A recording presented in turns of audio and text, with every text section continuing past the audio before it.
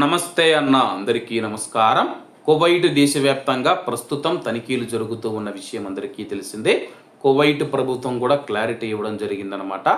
కేవలం మేము చట్టవిరుద్ధంగా కువైట్లో ఉంటూ ఉన్న వారిని మాత్రమే టార్గెట్ చేశామని చెప్పేసి, అలాగే చట్టవిరుద్ధంగా ఉన్నవారంటే కానీ అకామా లేనివారు కానీ, వీసా గడువు ముగిసిన వారు కానీ, ఎటువంటి గుర్తింపు పత్రాలు లేనివారు కానీ రకరకాలుగా ఉంటారో వాళ్ళనైతే అరెస్ట్ చేసి పంపిస్తూ ఉంటారు. కానీ అకామా ఉన్నా సరే కానీ చాలామందిని అరెస్ట్ చేసి కువైట్ దేశం నుంచి బహిష్కరిస్తూ ఉన్నారని చెప్పి చాలామంది అడుగుతూ ఉన్నారు. గతంలో కూడా నేను వీడియోలలో చెప్పడం జరిగింది.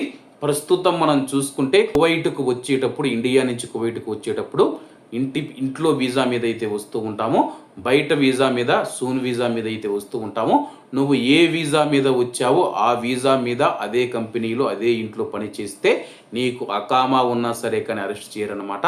చాలా వరకు మనం చూసుకుంటే మన భారతీయులు కూడా 2 సంవత్సరాలకు 600 దినార్లు 800 దినార్లు డబ్బు ఇచ్చి బయట అకామా కొట్టించుకొని ఖాదీం వీసా మీద పనిచేస్తూ ఉన్నారు. అలాగే చాలామంది సూన్ వీసా మీద వచ్చి ఆ కంపెనీలో కాకుండా బయట పని చేసుకున్న వాళ్ళు లక్షల మంది భారతీయులు అయితే ఉన్నారన్నమాట. అటువంటి వారు ఎవరైతే ఉన్నారో చాలా జాగ్రత్తగా ఉండాల్సి ఉంది.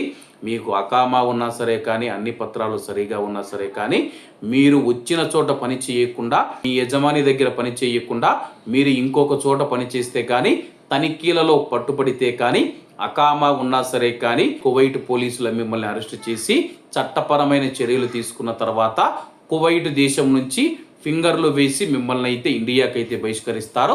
కాబట్టి ఈ యొక్క విషయాన్ని ప్రతి ఒక్కరూ గుర్తుపెట్టుకోండి. ప్రస్తుతం అయితే కువైట్లో భారీ తనిఖీలు అయితే జరుగుతూ ఉన్నాయి. అకామా ఉన్న దాదాపు మనం చూసుకుంటే 100 మంది ప్రవాసులను అయితే కువైట్ దేశం నుంచి బహిష్కరించారు. ఇంకా ఈ యొక్క బహిష్కరణ ప్రక్రియ కొనసాగుతూ ఉంది. సాక్షాత్తు మనం చూసుకుంటే కువైట్ ఉప ప్రధానమంత్రి గారు ఈ యొక్క భద్రతా తనిఖీలలో పాల్గొంటూ ఎక్కడెక్కడ లోపాలు ఉన్నాయని చెప్పేసి ఆయనే ఫీల్డ్లోకి వచ్చి అయితే మొత్తం చెక్ చేస్తూ ఉన్నారన్నమాట.